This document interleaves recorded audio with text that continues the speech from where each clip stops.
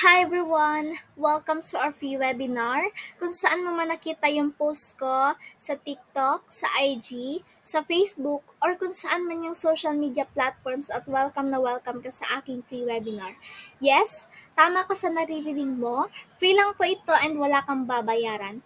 So, I highly suggest to you na don't skip any parts of this webinar kasi sayang po yung knowledge na ibibigay ko sa inyo freely. So, must watch until the end po and makinig ng maigi. So, before we start po, disclaimer lang na this is not networking, this is not an earning apps, not a messenger bot, and not a telegram bot. Digital product po is 100% business. So, I wanna make sure muna before we start and baka naliligaw ka dito sa webinar ko at napadpad ka, are you one of this ba? So, teka lang everyone, pagpasensyahan niyo na muna yung background ko, medyo noisy kasi as of now is maulan po. So, let's proceed. Number 1, are you a student who needs a side hustle while studying? As a student, of course, we need a source of income din kasi not all of us, di ba, hindi pinanganak sa may kayang pamilya. So, at the early age, napapaisip din tayo na pasukin ng iba't ibang works just to support ourselves just like me. And ang iba naman sa atin, students na may kaya din ng family but wants to try digital products and earn passive income, then go because digital product is good for you. Secondly, are you a mother who needs a side hustle while taking care of your child? 'Di ba, most of our single moms is nahihirapan maghanap ng work dahil sa inaalaga nila at the same time ang mga anak nila. So, mahirap yon. Sa digital products po, work from home na, flexible pa ang time mo, and hawak mo pa ang oras mo. Tsaka earn while sleeping talaga sa Canva. So go! Digital product is good for you. Lastly po, are you an employee who needs a part-time side hustle while having a full-time job? Full-time job is crucial po.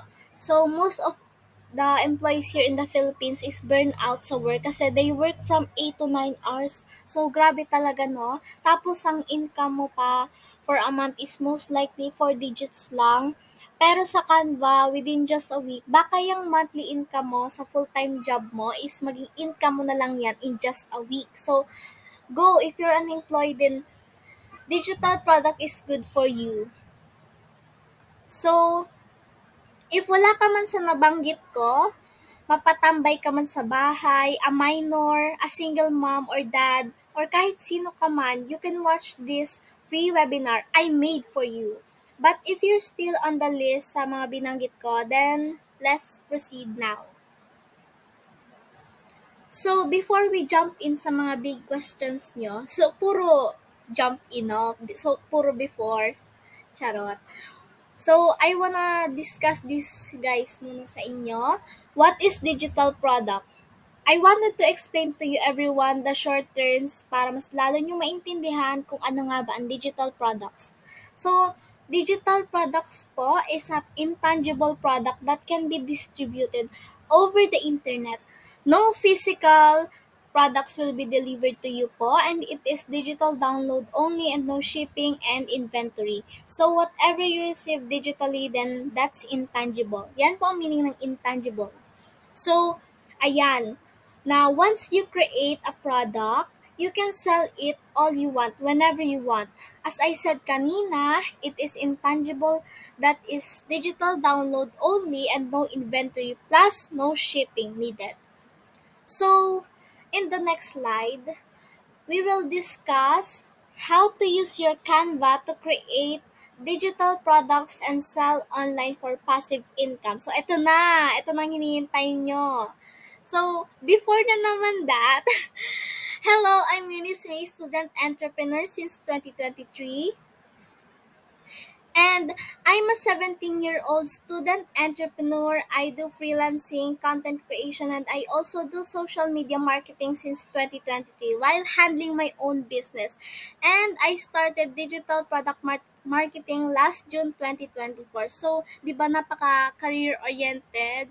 Yan naman, di ba? So, ayan. The reason why I choose digital product is that I want to be financially stable and independent while I'm still studying and young. Kung kaya naman pagsabayin, why not, 'di ba? So kahit nasa social media tayo maghapon, why not earn from it, 'di ba?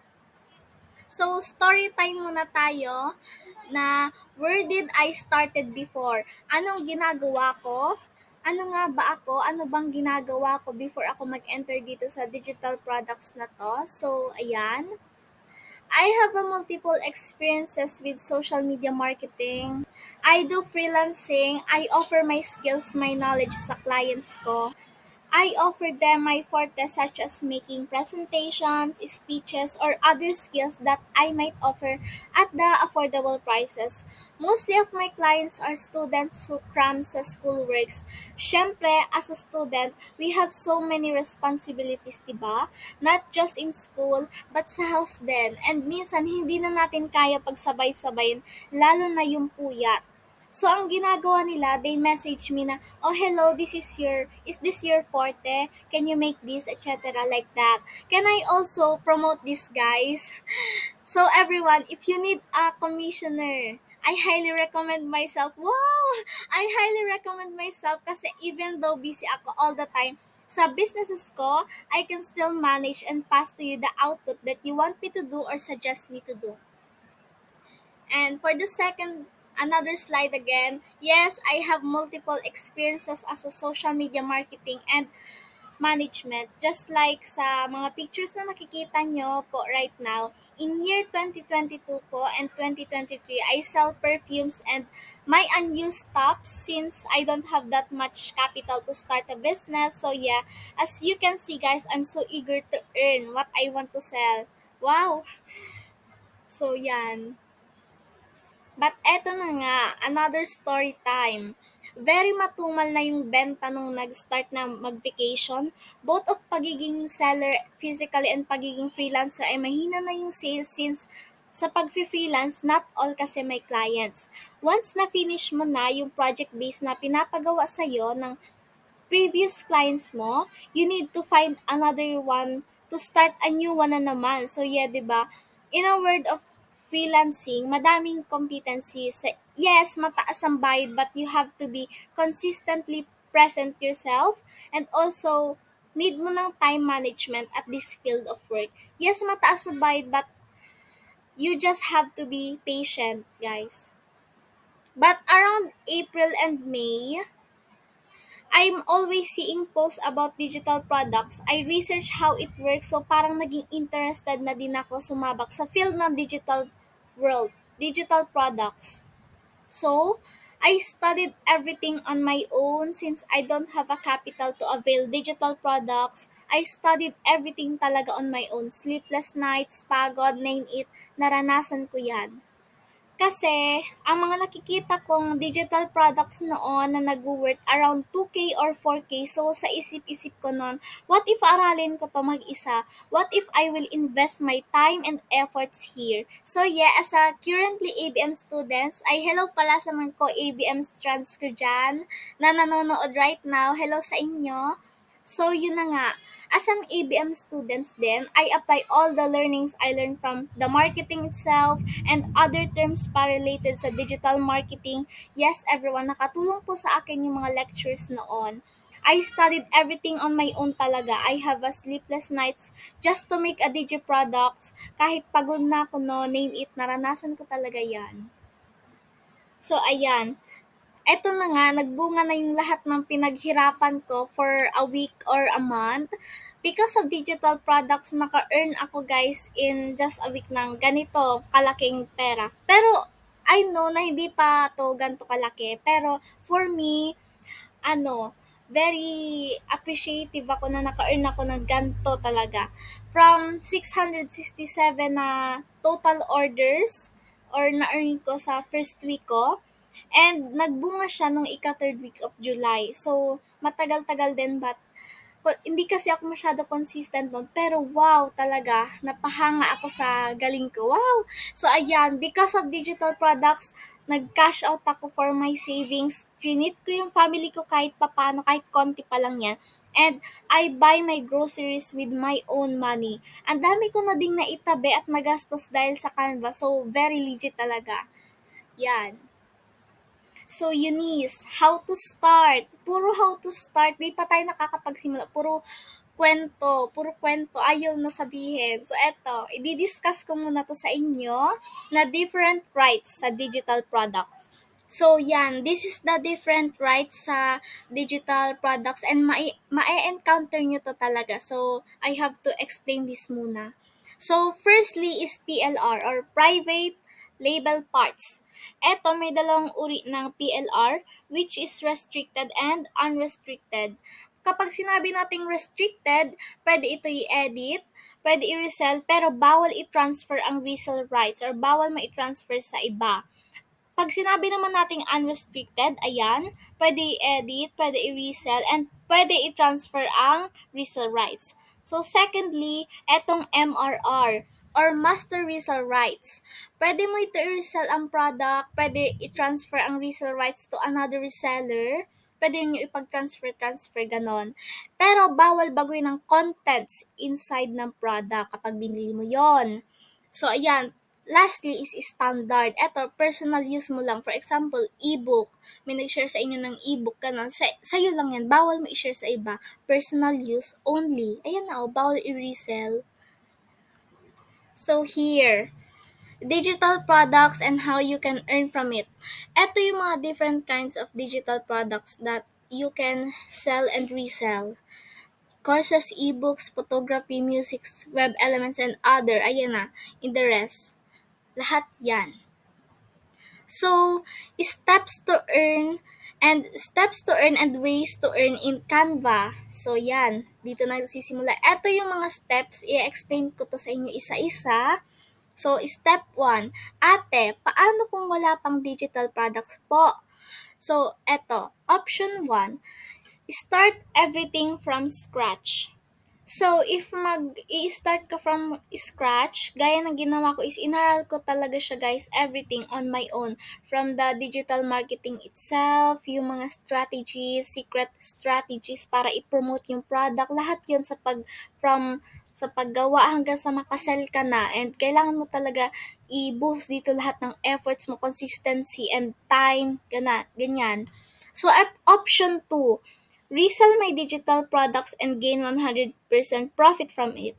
So, mamaya, in the end of this video, I will discuss to you my digital products and how you can earn from it and gain 100% profit. And option 3, buy done for you digital products and sell it. For example, bibili ka ng bundles ng ebook. So, isi-sell mo siya. Ikaw na bahala kung sa pricing mo. Pero medyo mahirap din kasi yung strategies ng pagmamarket mo niyan and paano mo sisimulan. Yan. So, step 2, pick a tool. We already know naman na Canva ang mainly na gagamitin natin to create our digital product itself. So, para sa mga hindi pa familiar sa application na ito, just search lang po sa mga app stores nyo or Google Play Stores, Canva. Ayan na nakikita nyo po sa screen. Ayan ang gagamitin natin to design a product. So, di ba ang widely used ni Canva? Hindi lang for school pala ang purpose nito, but we can also earn from it. Additionally po pala, Canva is a free app. No need to subscribe po or pay anything. But if you want to avail a pro version of Canva, then good po. And access pro materials inside of it. You can avail po at a minimal fee lang muna. Choice mo lang naman po if gusto mo gumamit ng free or if gusto mo naman gumamit ng pro version. So, step 3. Create a landing page to present yourself and your product. So, ang purpose po ng pag-create ng landing page or website page mo ay parang call to action mo ito. And dito mo pwede ilagay lahat ng student testimonials mo or webinar if you want. Just like eto po na nakikita nyo sa screen and etong website na create ko by myself. I didn't pay for anything. Ang name po ng website builder na yan ay Strikingly. It is free po. Ayun nga lang is medyo time consuming ang paggawa nito. But I have a suggestions po na if you are a beginner, you can use Canva to create your own website, design and recreate them and publish. Okay, so I will give you the basic marketing strategies from me to promote your product effectively. Again, don't skip any part of this webinar as I give you my knowledge for free. So don't lose the opportunity, everyone, because this might help you. So first, Facebook, Instagram, and TikTok, or any social media platform that you can market your products and gain a community or build a trust for your potential clients. So, based on my experience po, TikTok is a most used app today. Kung makikita nyo, maging bata man yan or matanda, is may TikTok na din. So, TikTok is the best one to promote your product through videos or photos. Just like in the other platforms po sa Facebook, I suggest to you na to join in the groups po na nagbabuy and sell ng digital products. Mag-join ka lamang po sa kung saang group related sa digital products. I-market mo ang sarili mong products, post consistently, and madami po ang potential clients niyan. Same as with Instagram po. Based on my experience po, if you are posting sa IG, use relevant hashtags about digital products. Hanapin mo din yung hashtags na kung saan makikipag-interact ang mga co-sellers mo so para makilala ka din nila. The keyword for today is engagement is the key. So, ayan. Here are my social medias po. Sorry, I forgot to include my Facebook account, but everyone, my Facebook account is Eunice Digitals and Eunice Coms. And this is my official and none other accounts sa IG. And yes, my TikTok has a less followers pero no worries naman since it can grow pa in a very short or long time. Basta consistency is the key lang. So, another one, here are the 5 steps to effectively market your product. Number 1, create a fresh new account. I suggest to you na create a freshly new account talaga para sa fresh pa din siya lumabas sa IG.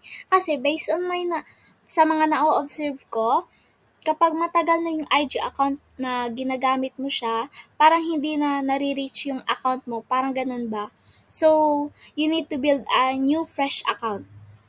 Number 2, convert your account into creator account. Makikita po ito sa settings ng social medias nyo. I suggest you this na to convert into creator account is to para madali ka ma-recognize and professional tignan yung account mo. Number 3, have a presentable photo. If you are shy to show your face, it is your choice naman po if you want to show or not. Pero if hindi ka naman mahiyain, ayaw mo lang talaga, it's a no po. Kasi mas magiging recognizable ka ng mga potential clients mo. Number 4, optimize bio. Optimize your bio. Dapat straight to the point ang bio mo. Just like the slide I showed before na yung bio ko is straight to the point. Kung anong ginagawa ko, I'm a digital marketer. Ganon. Number 5, post a valuable content for your target audience. Since you don't have a proofs pa na maipapakita sa clients mo, pwede kang mag-post ng mga quotes, ganyan. Ganyan yung unang ginawa ko Mag-post ako ng quotes related sa digital products basta parang pre-advertising na din to market your product. And trust me, it worked. So here, I have additional tips galing sa akin from Eunice Digitals. Number 1 is everyone, post consistently. Consistency is the key, guys. Wag lang susuko. Talagang consistent lang yung pag-post mo, pag-promote mo, pag-market mo, ganyan. Secondly, start from eye-catching hook. Dapat makatch mo ang attention ng viewers or mga magiging potential clients mo. Dapat din approachable ka and hindi ka medyo ma-attitude ganon. Number 3, use CTA or call to action. Ayan yung mga makikita nyo sa TikTok or sa live selling na buy now, sell now, or avail now, ganyan. So, yun everyone. If you want to start digital products seriously, you can start for free but unang-una sa lahat, limited sources. So, mahirap 'di ba 'yan kapag limited lang yung sources mo and wala kang mapagkukuhanan ng learnings and additional informations or marketing strategies na makakatulong sa inyo. Number two is time consuming din. Yes, very time consuming po and umabot talaga sa 1 month yung pag-aaral ko ng digital products from the marketing itself and sa paggawa ng mga products. So, number three is study everything on your own. As I said kanina is mahirap talaga mag-study everything on your own as need mo talaga ng time and effort dito plus yung puyat. So, ayan. Number four, no one will guide you. Walang gagabay sa inyo kung wala kang coach gaya ko. Coach ko ang sarili ko and may experience na ako sa pagmamarket. So, maganda yan if mag-start ka. Eto, option 2, you can avail and resell my DigiKit bundle. Unang-una sa lahat, low capital lang po. Maliit lang ang puhunan dito pero makaka-earn ka ng 100% profit from it. Number 2, unlimited access to my products. Lahat po ng products is ma-access mo. The different kinds of digital products, the e-books, the marketing strategies. Number 3, may free weekly recorded webinars po ako just like this. Pero if magjo-join ka lang. Number 4, access to my effective tips and marketing strategies. So ayun, 'di ba sa free webinar ko pa lang is may natutunan ka na? What more kung mag-join ka pa sa community ko? Number 5, lifetime access in our growing community. We have a GC po sa IG and if magjo-join ka is automatically i-add ka doon. Number 6 is time saver din. Start now and earn now with me. Lahat tayo, sabay-sabay tayo mag-earn. So, here are my DigiKit bundle course po. Madami pong inclusions dyan. Ayan. MRR products po ito. You can resell this. May free weekly recorded webinar na isesend sa GC. Exclusive access to GC and lifetime access po ito. No hidden fees. So, ayan. Madaming inclusions and freebies. For just only 499 pesos, you can get all of that. So, ayan. These are the benefits. Resell and gain 100% profit. Unlike sa mga ibang courses na makikita nyo sa mga nagpo-post is this is more affordable compared to other course where 2K to 4K. One-time payment only and no hidden fees po ito. Plus lifetime access and unlimited resell. Once na makapag earn ka dito, parang balik puhunan agad. With community GC and free one-on-one coaching din po ito. No fee po ang free coaching. You can direct message me and pwede ka sa akin magpaturo once na nakapag-join ka sa community ko. So, ayan, pagpasensyahan nyo na kung masyado mabilis yung pagsalita ko since medyo maingay ang background ko and umuulan ngayon. So, ayan. These are pala yung mga weekly recorded webinars ko na itatopic ko sa inyo. Isasend to sa GC and pwede mo to aralin kahit saan ka man or kahit kailan mo gusto. Ayan, from chapter 1 to chapter 10, di ba? Napaka-advanced po nito and madami kang makukuhang benefits from me kasi from knowing the digital products, from secret marketing strategies ko, from creating your digital product, branding, promotion, selling, building your funnel, mindsetting, launching your digital product, plus the success mindset and continuous improvement. So, di ba, ayaw mo niyan, ibibigay ko yan sa inyo just for 499 pesos only. Ang dami ng inclusions, guys. So, yan. I'm interested ate where I can message you.